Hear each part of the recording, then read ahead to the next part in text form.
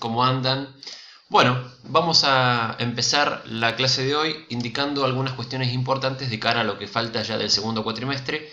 Tengamos en cuenta que todo el mes de septiembre prácticamente y la mitad de octubre vamos a estar trabajando con el metabolismo de lípidos.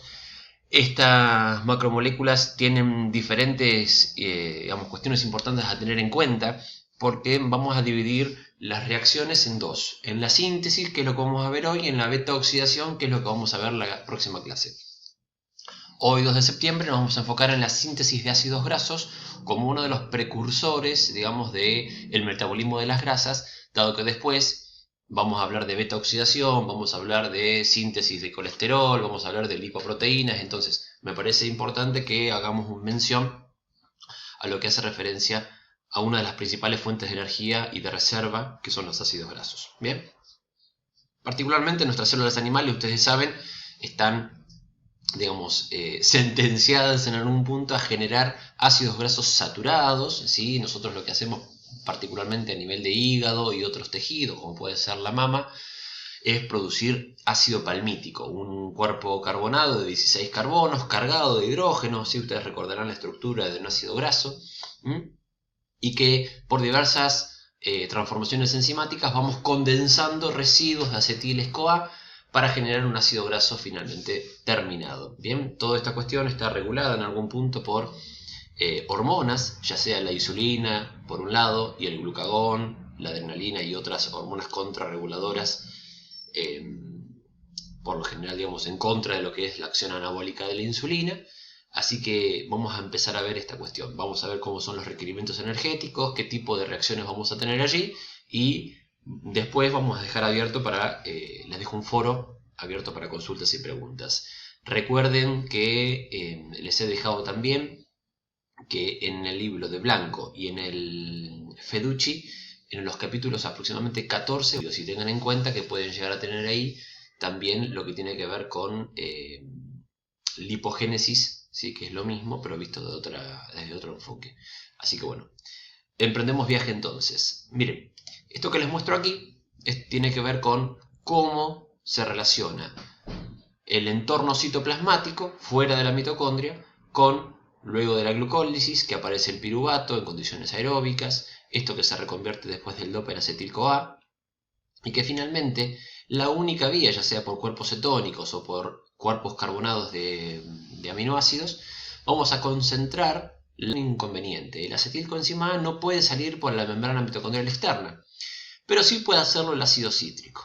Entonces, el ácido cítrico, ustedes recordarán, en la primera reacción generaba una reacción de condensación, la citrato sintasa, que es el acetilcoenzima A con oxalacetato, y producía citrato.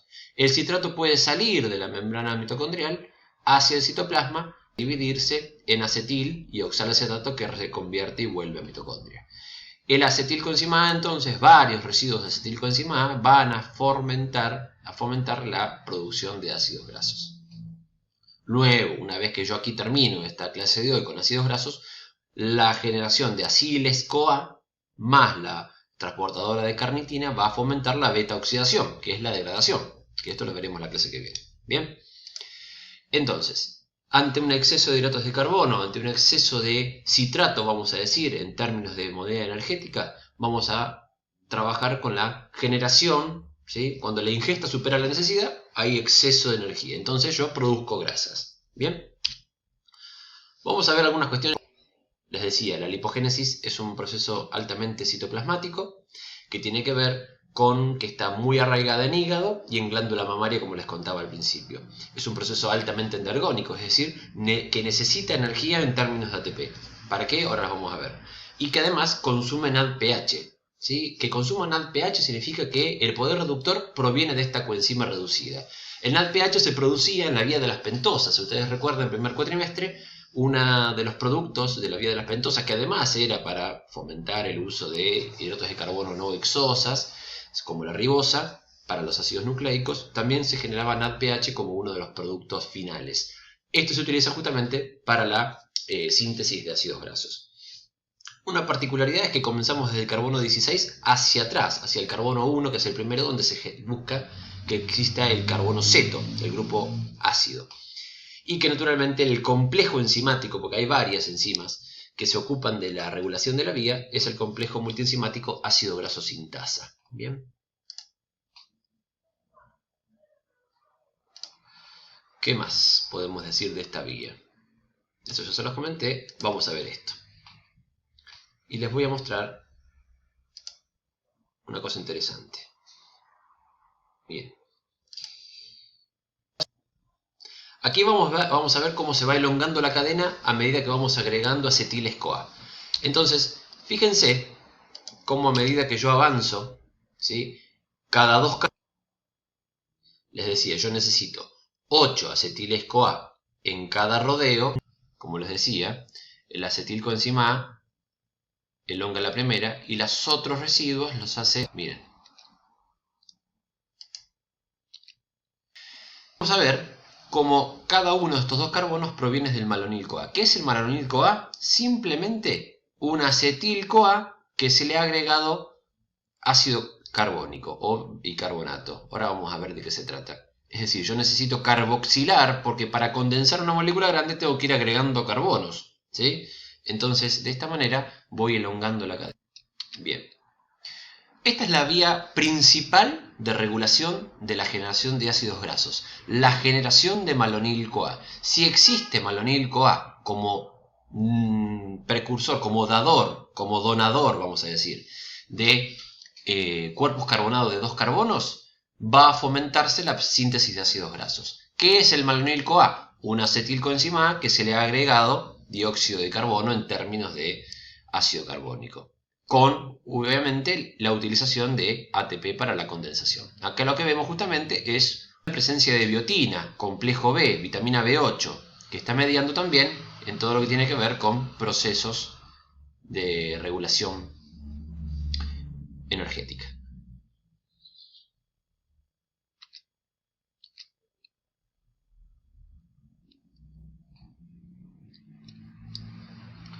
Vamos a salir de pantalla completa para que se vea un poquito mejor.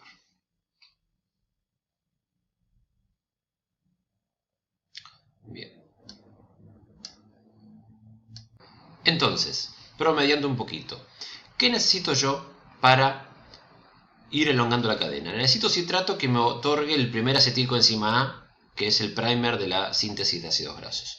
Necesito una enzima que rompa el citrato y que lo convierta en acetil para que vuelva al ciclo de Krebs. Necesito una vía metabólica de control, como es la acetilcarboxilasa, que genera malonil-CoA como donador de grupos carbonados.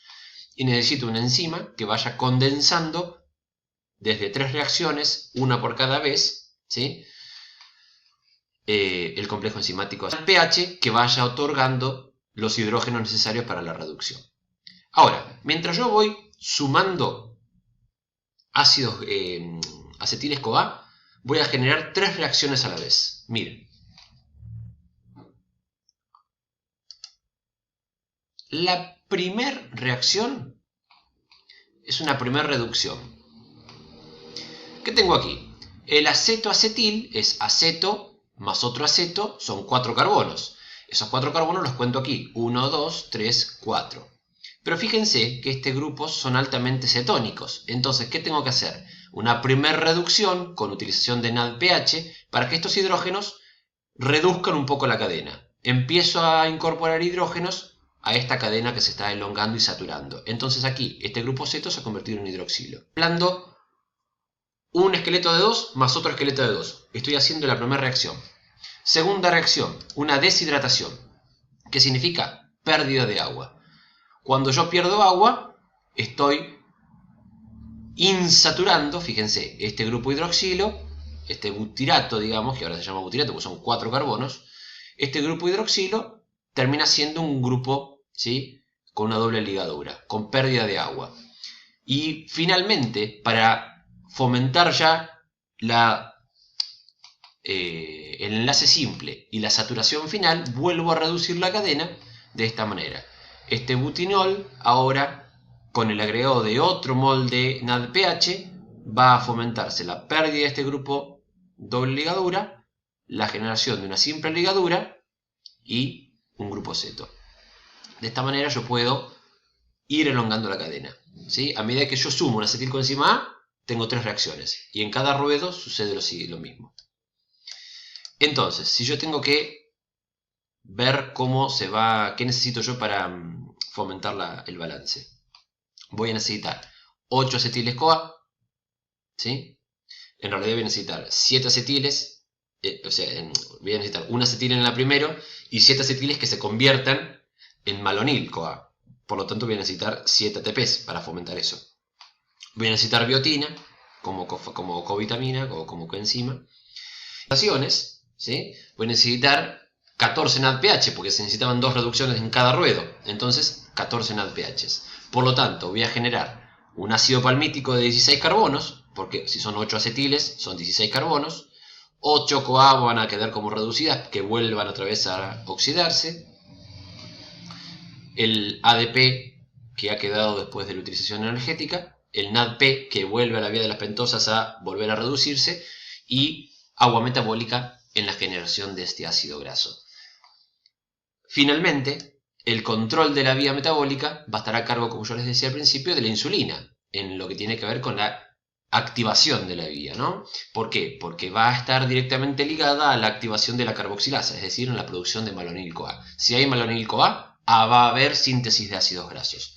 Ahora, el malonil-CoA es justamente inhibidor de la carnitina, que la carnitina es un transportador de los ácidos grasos para la beta-oxidación, justamente la reacción opuesta. Entonces, por lo tanto, el glucagón y la adrenalina, que son contrarreguladores de la insulina, van a estar fomentando los procesos que tienen que ver con la beta-oxidación y no justamente la biosíntesis. ¿Está claro? Bueno, les dejo el foro habilitado para que puedan hacer preguntas que crean necesarias. Y seguimos trabajando en beta-oxidación. Que tengan buena semana.